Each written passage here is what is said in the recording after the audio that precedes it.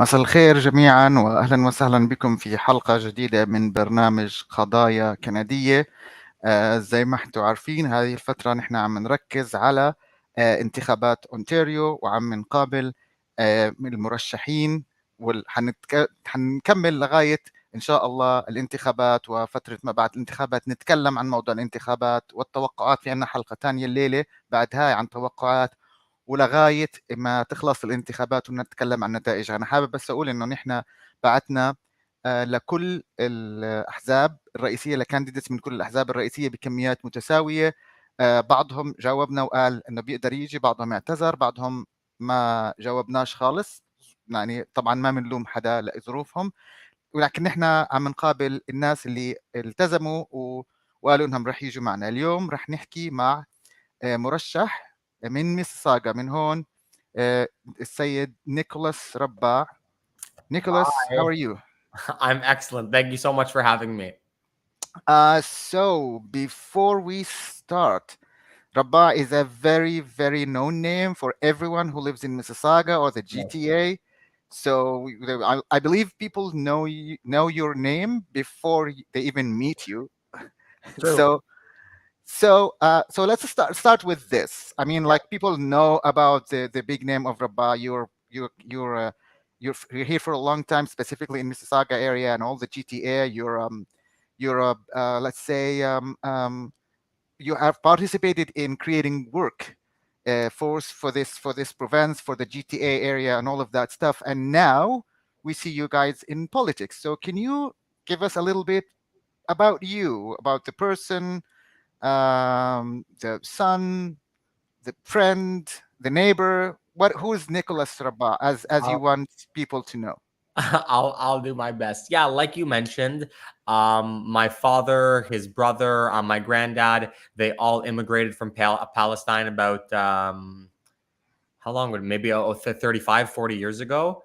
Mhm. And in my view, they're the Canadian dream in a lot of ways. They came, they worked so hard. They started at Max Milk. Do you remember that grocery store? It's probably before I come to this country. It's I believe it's also like Becker's now. It doesn't matter. But yeah, so they started there, and then my uncle and his brothers, including my father, they wanted to start their own business. They started the Rabba Fine Foods chain, and by the grace of God, they've been very, very successful. Professionally, I haven't worked with those stores in about maybe 6-7 years now. And like you mentioned, I'm doing some different things. I myself have always been a little more creatively minded. I worked as an actor. If you guys ever look up my name, my IMDb will come up. I did some writing as well. And I also started a small logistics company, trucking and freight. So I have a bit of an entrepreneurial mind too. But my biggest passion has always been um, fighting for a working class change, just to help people, minority groups, especially mental health has been a very, very big issue for me. So when the opportunity came to run, the pandemic had been taking over Ontario. It had been taking such a toll on everyone, physically and mentally. And I thought, man, someone has to step up and just fight for what people need right here in this province. And luckily, it was a good time in my life to transition into more of a political mindset, political career. And I put my name forward, and it took a long time. It took about 6 months, but I got my name on the ballot. And here I am fighting to be your MPP, inshallah. Inshallah. So, of course, we wish you the best of luck. But since Thank you you. started talking about people and all, and we'll come to these topics. But can you tell us a little bit about your writing? You're running for Mississauga Streetsville. And now we know that Mississauga, as people call it, is the capital of the Arab community in Ontario. There's a lot of Arabs and There is tons. Muslim non-Arabs as well, which are very also close, like very close communities together. And so, can you tell us about a little bit about your writing and how many Arabs or Muslims are in your writing, and how do you want to, how do you plan on helping them and representing them, whether they're Arabs or not? Yeah. No, thank you for the question. It has been the most beautiful and rewarding experience of the campaign so far to be able to really, really visit everyone in this community. And I've been attended so many masjids, Jumas, iftars, and I'm welcomed so warmly every single time by this community. And I felt so moved is the right word.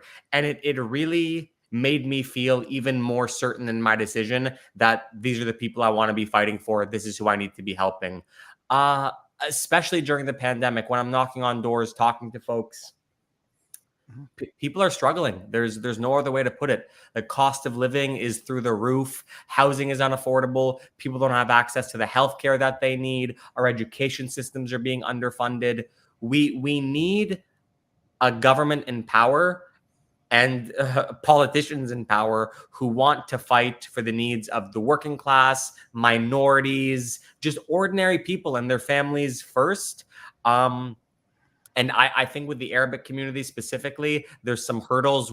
There's no other way around it. We've seen a rise in Islamophobia recently, which is terrible, whether it was the murder of the Afzal family last year in London or the mosque attack that happened recently. Thank God they stopped the attacker. But we need a real plan to combat this and fight for minority groups. So I'm happy that the NDP, we have a bill, it's called the Our London Family Act, modeled after the tragedy that happened to the Afzal family. We're going to come to those. We're going to come to those topics. Good. But I just wanted to you to introduce your writing and STREETSVILLE. Yeah, and a diverse group of people from all over the world. Honestly, we have a big Arabic population, a big South Asian population, Caucasians, Black folks, and I think it's beautiful that we all come together and make a beautiful community. exactly. I'm so happy every day walking down downtown Streetsville and everyone from all walks of life, all getting an ice cream, enjoying the hot summer days together. Yeah, well, if you're eating ice cream, just slow down on the sugar.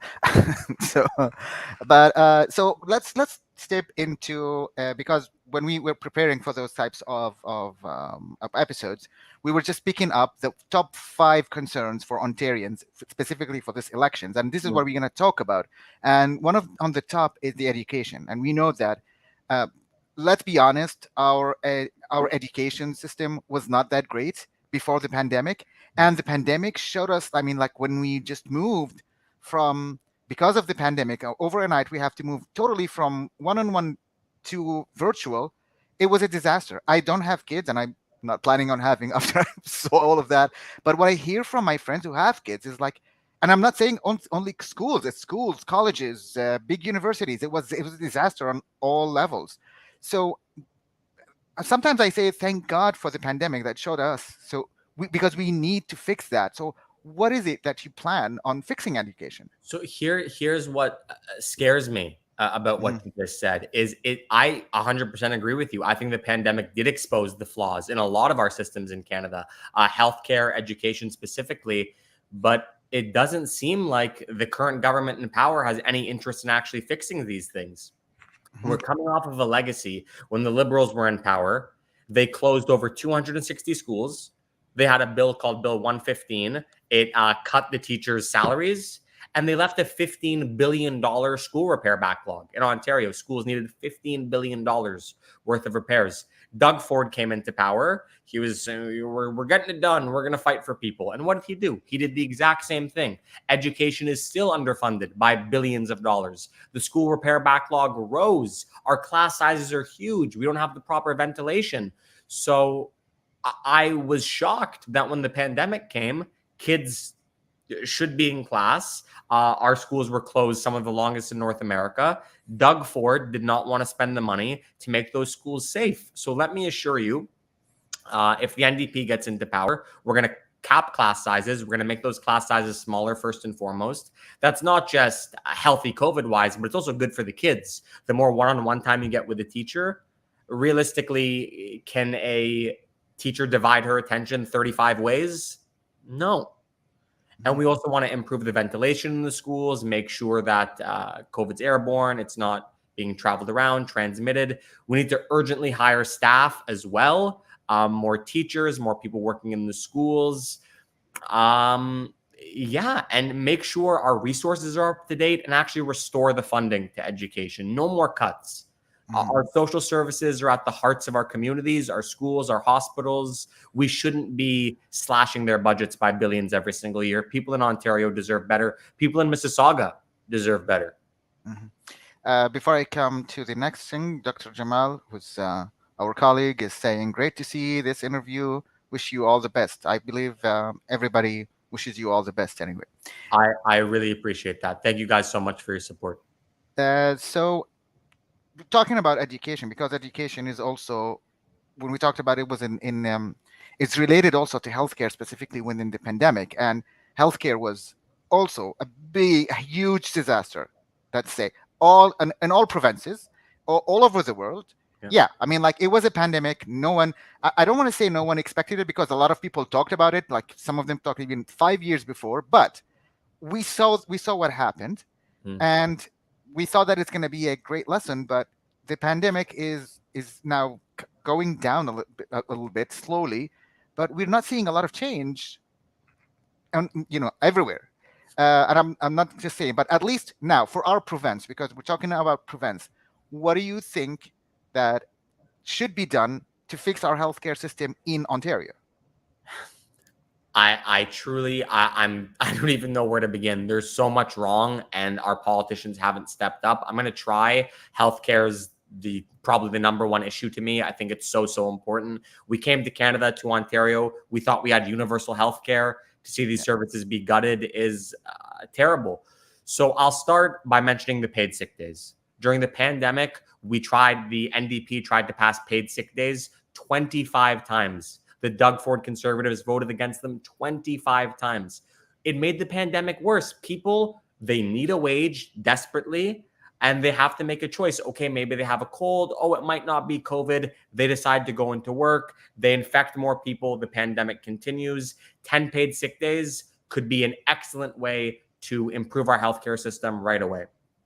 We also have a massive shortage of staff. I think this might be coming up later on in a question, but nurses have been driven away from the profession because of the pandemic. Doug Ford, he has a bill. It's called Bill 124. It caps nurses' wages. So he's asking them to work in appalling conditions, especially during the pandemic, for next to no salary. It makes sense to me, honestly, that these nurses are leaving the profession. So we have to make nursing a desirable profession again in Ontario, increase those wages, increase the working conditions at the hospitals, and we have to start recognizing foreign credentials from nurses overseas in other countries, because we have an incredible workforce here in Ontario. A lot of immigrants, some are nurses, doctors, mechanical engineers, and they're in a situation where they can't practice what they're trained in. Instead, they're driving Uber and doing gig work. It makes absolutely no sense. I want to keep going because there's so much on this topic. We have a massive surgical backlog as well. People need cancer surgeries and they're not able to get them. Again, this is a staffing crisis. The NDP's plan is we want to urgently hire more doctors that can perform these surgeries and expand the hours the surgeries are actually taking place. Right now, they're under a pretty rigid schedule. Let's make it more flexible. Let's clear the surgery backlog. Tens of thousands of people are waiting for life-changing surgeries. But at the heart of the issue, the way we solve this problem is we have to stop undermining our social services. Doug Ford, every day, he's trying to privatize healthcare, cut the hospital budgets, take more and more away from the hospital budgets. The NDP, we want to restore funding and make dental, mental health, and prescription medication all universally covered under OHIP. Everything will be covered under a health card. If you need your teeth checked, if you need mental health services, if you need a medication that you're prescribed from your doctor, universal healthcare, you're not paying a penny out of pocket. It's all covered under your OHIP card. This is the only way we can guarantee healthcare as a human right in this province, stop the privatization, and stop the undermining of our healthcare system. But because you mentioned something that I was gonna ask about, because we hear about the Great Resignation, and people are resigning from their jobs Yep. and leaving, and specifically in the healthcare. You told about a lot of them are leaving and doing different jobs or different careers. A lot of our doctors have left the province or left the country to other places, like in US or Europe. And as you said, we have a lot of people who we brought here because of their skills as nurses or doctors, but because of the complications of them coming to join, because a lot of them come from poor countries where they just spend years trying to come to Canada and have their money just to live here for a couple of months until they find a job, and they're Mm. hit by these walls. Like, you have to do the whole thing from the beginning. Like, Yeah. like and but here's my point on that, because you also mentioned about health, about mental health, which is also a very important thing. And we also have a lot of people who come outside Canada who are mental health experts, but they're not working in this field. So Mm. first of all, there are two questions. First of all, because immigration is something on a federal level, how do you think that we can work on it so that when people come with those skills, specifically healthcare skills, we can run them? There's a lot of walls, and a lot of people tell you, like, there's the unions, there's the federal restrictions, there's a lot. And then we speak about dental or anything like that, Mm. oh, where are you going to bring all those money, the budget? Where get budget? So can you just explain how is it going to be done? Because I personally think it can be done. This Mm. country is really rich. This province is really You're really rich. absolutely correct. But I want you just to say that, to tell people how that possible, and how a good planning could actually provide these things. I'd be happy to. I'll start with what you mentioned about immigration. You're correct in terms of who we're actually bringing into the province. It is a federal issue, but once they're here, recognizing their work credentials is entirely a provincial issue. And we have situations where they're facing massive, massive barriers. I was outside Trillium Hospital with Andrea, the NDP provincial leader, just a few weeks ago, and there was dozens of nurses there, and they all had the same concern. They were immigrants, some were even from America, and they said there are massive backlogs to getting our credentials recognized or to doing some sort of equivalency test. So we need to urgently fund these programs and reduce the barriers and the red tape and the bureaucracy that's making it take years and years and years for people to get their credentials recognized. And just like you mentioned, they say, enough's enough. I'm going to go find the new profession if I can't get a job in what I'm trained in, which I think is a big shame that we're allowing that to happen in the province. So you mentioned The budget as well. yes, the budget on dental, mental health, prescription medication. What a lot of people don't know, and I think it's a failure of media that this isn't reported often enough, is that programs like universal dental care, universal mental health care, prescription medication, universal prescription medication alone, independent studies, this isn't some biased study, independent studies have shown it would save Ontario $7.5 billion every single year. When you invest in healthcare, more often than not, you get that money back into the province. So for starters, we're doing that. And then we're also going to have a wealth tax. We want to make sure the wealthiest Canadians, those top earners who are sometimes offshoring their money or hiding it through tax loopholes, and big corporations who made giant profits during the pandemic while everyone else suffered. They made billions in profit while we suffered through COVID-19. They're going to start paying their fair share, and we're going to put that money into our communities, our schools, our hospitals, our infrastructure, and make life better for everyone. Enough's enough. Doug Ford treats these people with kid gloves. He's their best friend when they're, in my opinion, actively harming society. Mm-hmm. So the next topic, which is, you just actually had me 1 point ahead of me a little bit, but the next point is taxes, because that's the third concern for the people of Ontario. And we see ads. I don't want to say from whom, but we say, like, oh, Liberals or NDP or anything like that, they're going to raise taxes because we have an inflation, which we're going to talk about. And they're going to raise your taxes. They're going to do it. And, uh, one of the things that keeps Ontarians, awake at night is one of them is taxes, because there's a cost of living, which we're going to talk about, but there's also the taxes. Over all this, you have to pay taxes for that matter. And everybody's saying like, if any liberals, I'm not saying as a party, but liberals as or leftist as they call them, they're gonna raise your taxes. And I, I'm I wanted to explain that on what is it, because we also talked about wealth tax with with other parties, including the liberals, and they say they're not willing to do a wealth tax, No. but they would raise taxes for the income tax for like billionaires or whatever, or people who are more than 500,000 and something, or people with more than billion.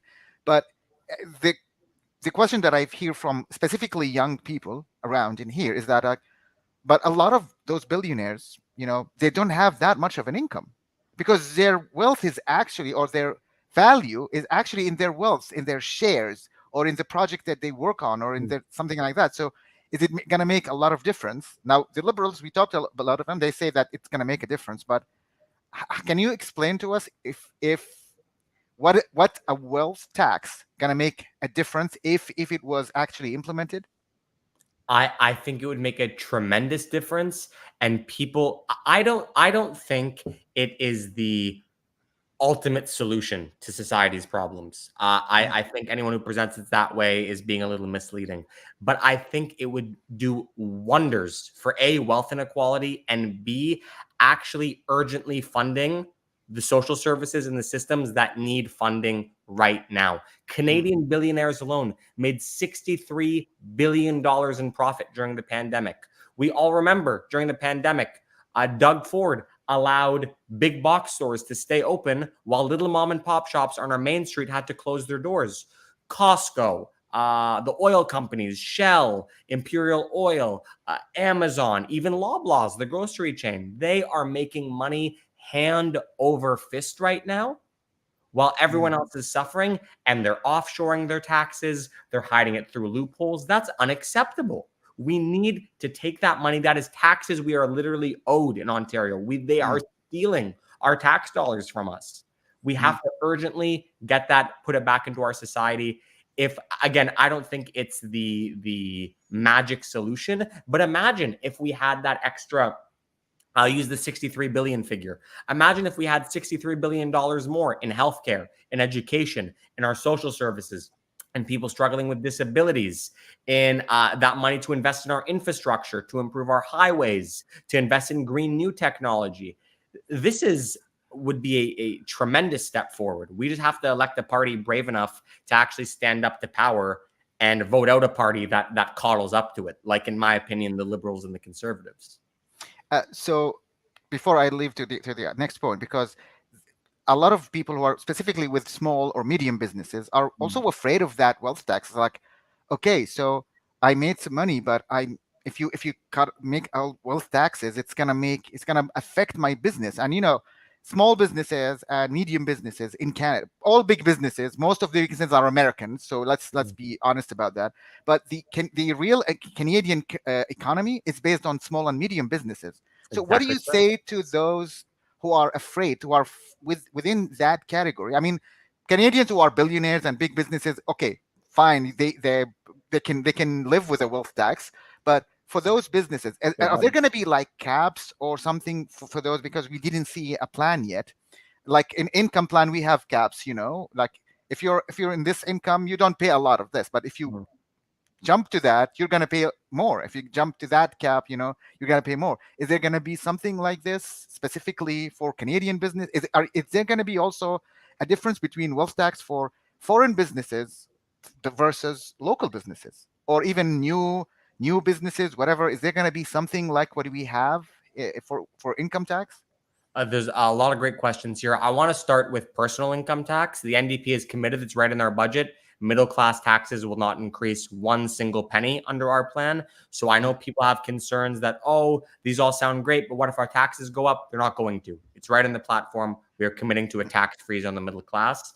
I think there's so many ways we can be helping out the small, medium-sized business sector. I want to revive Main Street, first and foremost. We're going to give small and medium-sized businesses COVID grants for 2022 and 2023 to help them recover. We're going to bring back, it's called the staycation tax credit. That's $1,000 for people to come to Ontario travel, shop local at all of our great local businesses.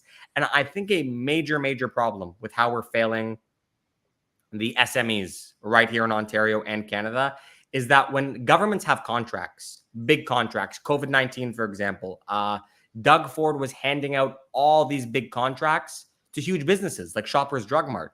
The NDP, we're calling it the Buy Ontario plan. We want to partner with these small and medium-sized businesses and give them the government contracts. That would bring billions of dollars overall in revenues to these companies, which I think is tremendously important. And we want to bring back Ontario manufacturing. We've seen manufacturing jobs die all across the province. Doug Ford lowered the content of what it means for a car to be Canadian. I think he cut it down by 5%. That's 5% less jobs in the automotive industry, 5% less people making cars, 5% less people with wages. He took out the electric vehicle charging stations, which set us way back.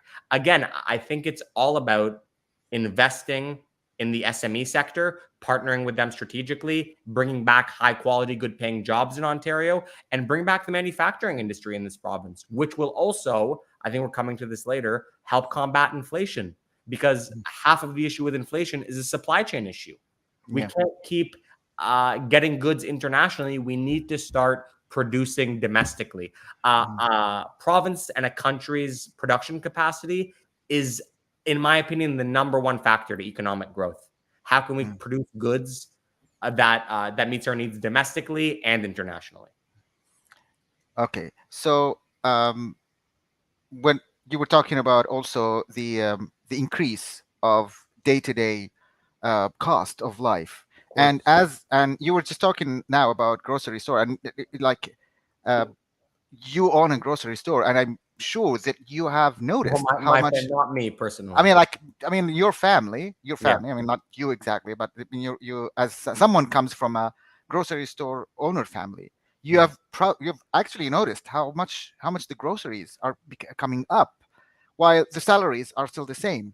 Yep. The gas prices are coming up, and I mean, like they say it's because of the war in Ukraine, but we are an oil production country. I mean, I've lived many years, by the way, in the GCC areas in the Gulf, and every time there was a problem around the world with the oil prices, we didn't feel it because those countries are producing a lot of oil, and it's like, why would we raise it for our citizens? It's not fair. But here we say, like, there's war in Ukraine, so we have to raise gas prices, which I don't think it's fair, No, but correct. And it all comes also after 2 years plus of a global pandemic where people were losing their jobs, were losing their incomes. How are you, what's your plan on fixing all of this, specifically the day-to-day cost life, gas prices and all? It's it's becoming, like, as you said, it's becoming a huge problem, and we see a lot of the raise of homelessness as well Increasing. Yeah. So I think it has to start. I see inflation as there's two central issues, in my opinion. One of them is supply chain, which I touched on briefly before. And the other one is the monopolization of our economy. It is very easy to use inflation as an excuse to jack up the cost of commodities like gasoline and groceries, when you have, realistically, in Canada, 2, 3, maybe 4 companies setting the rates. So what I'm seeing is that 2 or 3 grocery stores or oil companies have gotten together and used inflation as an excuse to price gouge consumers. Because we're seeing there actually isn't that much inflation on grocery. There actually isn't that much inflation on gasoline, yet we're paying $2 a liter, yet we're paying 20, 30, sometimes 40% more on our grocery bill. So what the NDP wants to do, we're going to create a first of its kind. We're calling it a consumer watchdog. It's a board that's entire goal, its entire reason for existence is to make sure big corporations aren't price gouging consumers. And we have a plan to, for starters, part of the way we're going to save you guys money, we're cutting everyone's auto insurance costs by 40%. You will be paying 40% less on auto every single month with an NDP government. We're also going to instruct the Ontario Energy Board to regulate the wholesale and retail price of gasoline. We're going to stop the price gouging. We're going to do the exact same thing on groceries. We will get those costs down urgently. I've worked in grocery long enough. Trust me when I tell you, we can get those prices down. Well, we hope so.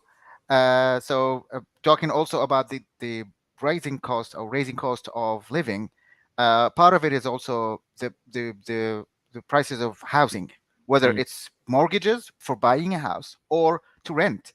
We have Mm. seen a lot of people losing their houses or their rentals, and again, the problem goes in it's a very complicated. I don't even know how to It discuss it is. because It is. because because people have lost their income. I mean, like they were, some of them were being paid CERB, but you cannot sometimes live on CERB while you were having some different salary and different style of life on mortgage and all of that stuff. And then a lot of them were kicked out of their houses, and now when they're trying to get back or something, their credit score is get low, and everybody's asking them for a better credit to just give them a rent, not even buy or a Not mortgage even or working. something. And affordable housing was one of the top, always. I mean, even on a federal or provincial, all across Canada. I mean, like not just in province, but Ontarians as well are very concerned. And we just mentioned that there's an increase in homelessness in this province. In Mississauga, when I came in here in 2015, I didn't see any homeless guy, but past 2 years I've been seeing a lot of them around. It's so, I don't know, infuriating to see that. I agree. So everybody's talking about housing, but what is your plan? What do you think is the best plan? At least, let's say what we have right now, the best plan to start, give like affordable housing, decrease homelessness, or even end homelessness. What do you Yeah. think? You're absolutely right. It's a massive question. It's probably affordable housing and cost of living and then healthcare are the three most common things that come up when I'm canvassing. The issue with affordable housing in my mind is we have to fundamentally change housing's relationship to the economy. What the Trudeau Liberals have done, what Doug Ford's Conservatives are doing in Ontario, is they treat homes like poker chips. They gamble with them. They think it is an asset that can just continue to artificially increase until the end of time. That bubble's going to burst at some point. And they don't have the foresight or the ambition to actually do something about it. So what the NDP is going to do, we're going to build more supply. We're calling it rebuilding the missing middle. We want to build homes where people are already living. Mississauga, North York, Brampton, Toronto. We want to make sure they're building duplexes and triplexes there, get more people in homes in those areas. And then we have a massive, massive home, apartment, and condo vacancy problem in Ontario. So many places are vacant. We want to do a big tax on speculation and a big tax on vacancies, discourage these big developers because we have rock bottom interest rates and we have big developers coming in. They don't buy one home. They don't buy two homes. They don't buy three homes. They buy entire neighborhoods, mortgage them, leave them vacant, and price everyone else out of the market. That's unfair. It's cruel, in my opinion. And it's completely rigging the housing market in favor of, we've been saying it a lot right now, but billionaires, developers, people with a whole lot of money. So we're going to crack down on speculation. We're going to crack down on foreign purchasing. We're going to crack down on vacancies, urgently build more homes. As I discussed previously, we're also going to invest in social housing and cooperative housing. Make sure those people with those lower incomes, people who need social housing, they can get it. They can have access to it. And they're not waiting years and years and years on a wait list, which will also really, really help the homelessness problem that we're experiencing right now. And in our platform, we have committed to ending homelessness by, I don't want to get the date wrong. I believe it's 2030, but it could be 2035. But I believe 2030. And I think that's a very accomplishable task. Also, we understand that a big demographic who's struggling to afford homes right now is young people.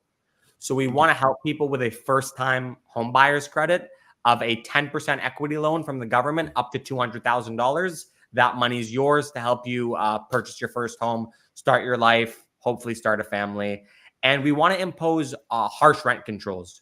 We do not want to see people being wrongfully evicted or their rates being artificially jacked up. There's now a big crisis with rent evictions where landlords will kick tenants out, renovate the place, get a new tenant in, and all of a sudden the rent's up 10, 15, 20, 30%. Yeah. So speaking of which, because that's all, goes back into the part of the economy, and all of these problems, probably came in. Oh, I mean, they were there before, but they were raised or increased during the pandemic. So now we are going a little bit out of the pandemic slowly. So Slowly, yeah, inshallah. hopefully, inshallah. So but as as you're coming from a family who are having like jobs, and you're job creator, you know so how do you see that uh, g- getting out of this pandemic, fixing the economy, creating jobs? What do you think? How do you think your party, if you came into the government, would fix all of that in Um, in a- in a manner of time? Yeah, I mean, because we people need jobs, people now, now. yeah. Yeah, Absolutely. So I want to start with, we're going to increase the minimum wage. We want to make jobs more affordable, especially in the labor market to go to in the first place. $20 an hour minimum wage by 2026 is our plan. Also, if we elect an NDP government, everyone's going to have excellent, excellent benefits at work. That's not going to be on the backs of small businesses anymore, medium-sized businesses, dental, mental health, prescription medication. It's going to be covered. yeah, We also want to make it easier to unionize for folks. We know historically union jobs are good, high quality jobs that pay the bills that you can raise a family on. But I think the most important part of our economic plan is actually tied to our climate plan. It's called the Green New Deal. It's modeled after FDR's New Deal back decades and decades ago. It got America out of the worst economic slump they've had in modern history. What they did is they invested billions of dollars into their infrastructure, rebuilding it, bridges, highways, electricity grids, and they put millions of people to work. We're going to do the exact same thing in Ontario while helping to get us to net zero emissions. So we are going to have a massive influx of zero emission vehicles being manufactured here. We are going to build more hydro facilities, expand our electricity grid storage, invest in solar, wind, and over 10 years of the program, we're going to create 1.1 million new jobs in Ontario. We're going to create so many jobs. We're going to have a jobs guarantee. And we're going to prioritize Indigenous, minority communities first for that jobs guarantee. But we're going to make sure anyone who wants to work is going to get their green certification and get a good job that you can pay the bills on, that you can raise a family on. And we're going to rebuild our infrastructure while doing it and get to net zero emissions to fight the climate crisis. I think this is a brilliant plan. I think the other parties are jealous they didn't come up with it, honestly. yeah. A quick question on that before I go to the other Sure. one, because you were talking about raising the minimum wage, and everybody was talking about that. But we know that um, minimum wage is also like, it's unfair to give everybody the same minimum wage. Like if you live in Toronto, like the mini or the GTA area, and there's a study was done, like the minimum wage should be like $22 an hour just to live. But if you live in like I don't know, like in Sudbury, there's a different, it's a different kind of thing. So are you planning on one minimum wage for everybody, or it's going to be like regional? Because some people are going to have like to pay more for their living than the other people. What we find, the liberals, for example, they're saying 1650, and then we're going to transition to a regional living wage. And Yeah. how they're going to do that? Oh, they're going to assess it with stakeholders. Well, who are these stakeholders? These are likely people who want, from big business, big private sectors, who want to keep those wages low. I find that means tested programs don't work. I think a $20 an hour minimum wage is a living wage in most areas in Ontario right now. And as our tenure in office continues, let's see the needs of the people and increase it accordingly. We want to make sure everyone in Ontario, if you're working 40 hours a week, you can afford all of life's necessities. It is a failure of modern society that people work full time, sometimes at multiple jobs, and they still can't afford to make ends meet. That, in my opinion, is a fundamental flaw in the system we have right now. No one should have to work full time and still not be able to pay the bills. Yeah. So let's jump to the other topic, which something you talked about when we talk about the healthcare, which is the backlog, the disastrous backlog in our healthcare system. So you said that you're going to deal with it. Can you just give us a little bit and articulate a little bit on how do you plan on finish, or at least a timeline on when do you expect this to be cleared out? I don't know if the NDP is committed to a timeline, but I'll tell you what we're going to do. We're going to end the cuts to our hospital system, our healthcare system. We're going to invest the money. We're going to put the funding back in, which already when the money's there, that's more beds, that's more staff we can hire. That's going to increase our output. We're also going to urgently hire more doctors who can perform those surgeries to clear those backlogs. It kind of goes back in part with recognizing the foreign credentials on nurses, on healthcare practitioners. And then another part of our plan, let's extend the hours that these are happening. Right now, they're operating under a very rigid schedule. We want to extend those a bit, have some surgeries happening overnight.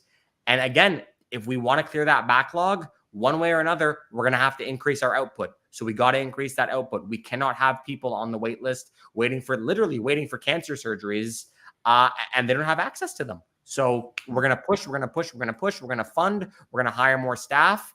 And we're going to extend the hours that the surgeries are happening. Great. So again, one topic that is very important to Ontarians, specifically people of minorities, and I believe as someone with an Arab Palestinian background, you have faced at one point or more hate, racism, even systemic racism, like something that is not even from individual level, but it's on a provincial or even a federal level, on borders or anything like that. And we know that we have a problem. We were just talking before we joined this that we have a lot of hate groups in Canada, active hate groups, like at least 300 of them that we know of. Now, of course, a lot of that goes onto the federal government, the RCMP, and all of this thing. But we see a lot of hate crimes that the province can do something about. At least, the things that happen in the municipalities or all of that stuff. How do you think an NDP provincial government can fight racism and systemic racism at least at the provincial level? I'll start with minority groups more generally. I've always thought that the best way to combat racism and systemic racism is equality of opportunity, is economic freedom, is giving people the opportunities they need to get ahead. We see in minority communities, their healthcare systems are underfunded, their education systems are underfunded. They don't have access to the labor market and to jobs that other parts of Ontario have, especially in the north, in Indigenous communities. This is a big issue. So let's make sure that these minority communities, that we're actually investing in them, because there's great opportunity economically, and I think it's a humane thing to do to give people equality of opportunity. So we're going to bring jobs to the north. We're going to bring jobs to minority communities. We're going to make sure their education system and healthcare systems are world class. And as for more targeted hate, we have the bill, especially we've seen a rise in white supremacy. We've seen a rise in hate crimes. That's why I'm proud that the NDP is running on the Our London Family Act, modeled after the tragedy that happened to the Afzal family in London, of course, the van attack. And this is a first of its kind legislation that I believe tackles Islamophobia systemically. We are going to, first and foremost, we want to bar white supremacist groups from being able to register as, I believe they're called societies, from being able to register as societies in Ontario. We see them, you mentioned, hundreds of them popping up all over the place. This isn't freedom of speech. Hate speech is not freedom of speech. Exactly. Let's make that very, very clear. And yet we are going to increase funding for masjids. We are going to, in the education in our school systems, we don't want people of the Islamic faith, even of the Arabic background, to be portrayed as stereotypes anymore. We want to give them a honest representation when they're being taught about in schools. We want to make sure there is some sort of inclusion rider on school boards and committees. So Arabs make up a huge portion of our population now, but they are so underrepresented on school boards, on committees, on places where they can actually have a voice and have an input. So we want to make sure they're getting a seat at that table, essentially.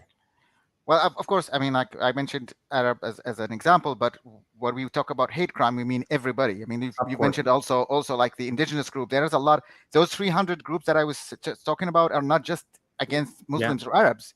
They're against everybody, blacks, indigenous people. It's getting crazy, and I hope that one day we will reach a point where we will have to eliminate all of that. I think Uh, it's yeah, speaking to me to a troubling divide in the country. And what I'm yeah, seeing is that politicians are, at least some, from what I'm mm, seeing, Pierre Polivier, for example, mm, he's trying to almost mobilize this hatred and use it for political gain. When what we should be doing is, for starters, opposing it vehemently, but uniting people on the issues that are actually most important to us fundamentally. If there's some people who I hate to say this, I think just have hatred in their hearts, and there is nothing we can yeah, do to change that. But I think a massive amount of the unrest is coming from people not being able, they're struggling economically, they're struggling to afford cost of living, and they don't know what to do, and they're projecting.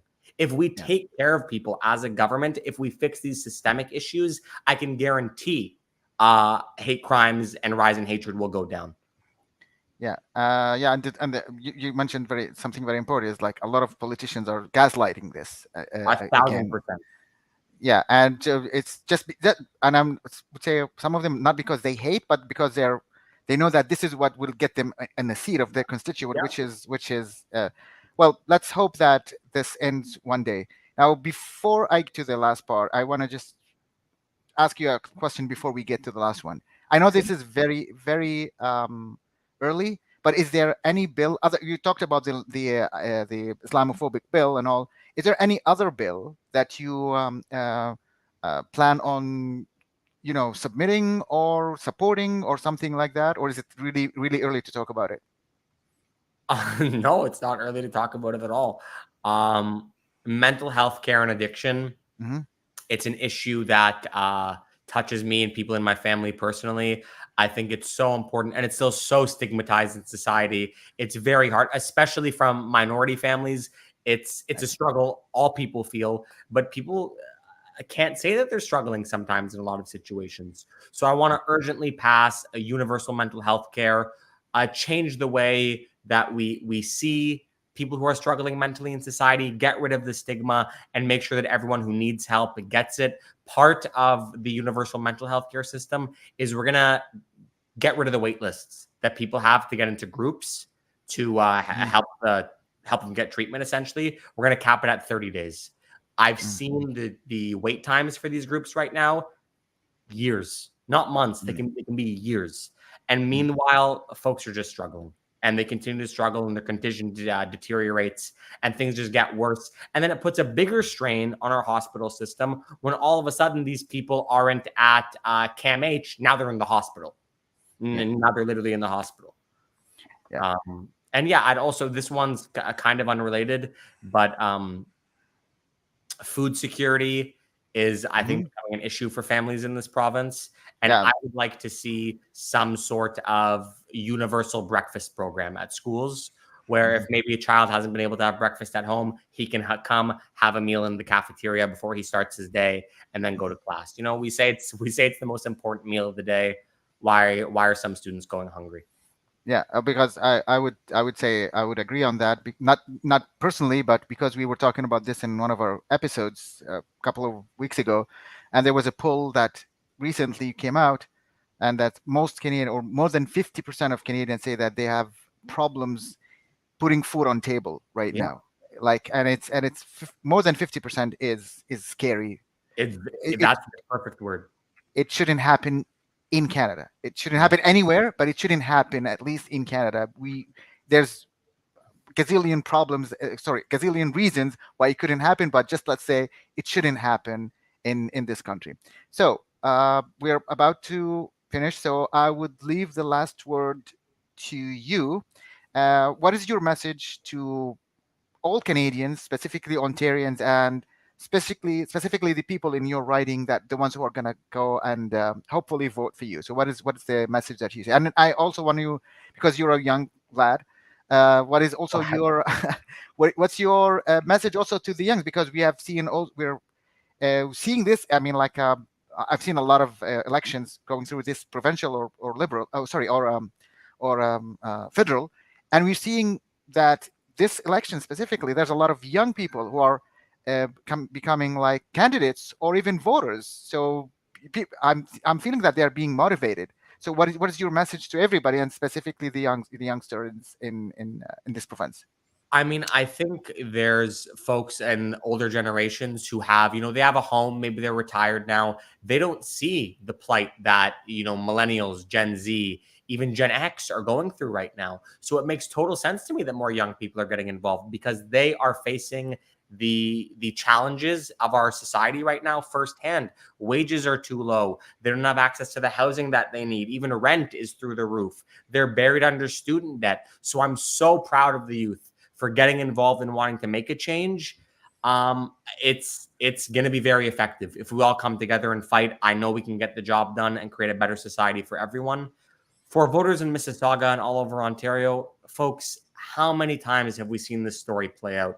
We bounce from liberal to conservative, back to the back to conservative, and we just keep ping-ponging back and forth, and nothing ever gets better because these two parties are fundamentally the same. They have very small little differences socially, but in terms of actually wanting to fight for working class, middle class Canadians and Ontarians and minorities, they're not doing the work that needs to be done. We need a party that puts the needs of ordinary people first. That's exactly what the NDP is going to do. We are going to make sure that folks get high wages, that housing is affordable again, that we have a true universal healthcare system with dental, mental health, and prescription medication. These goals are not unfeasible. They are very realistic when we elect a government with the right priorities. And we can do that in just, what is it now, 4 days, 5 days? It doesn't have to be this way. We can elect a government that addresses our needs first.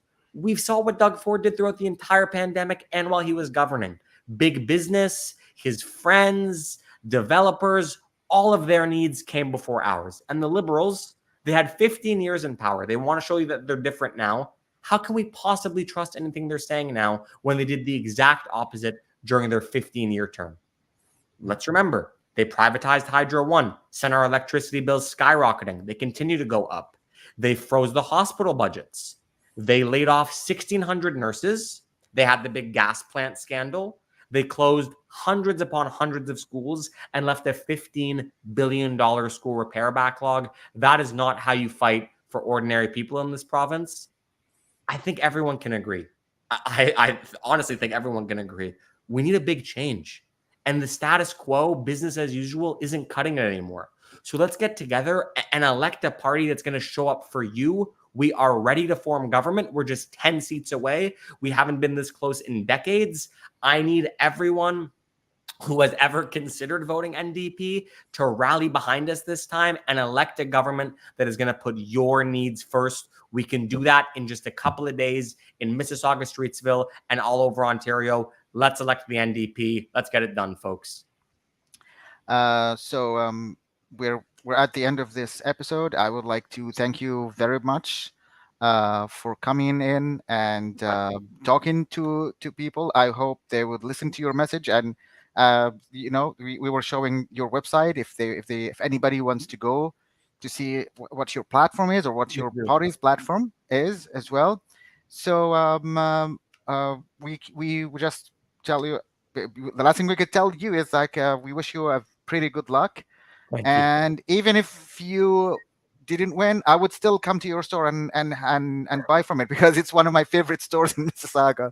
So I mean, like your family store. I'm not gonna say your family store, but yeah. So thank you again, very much.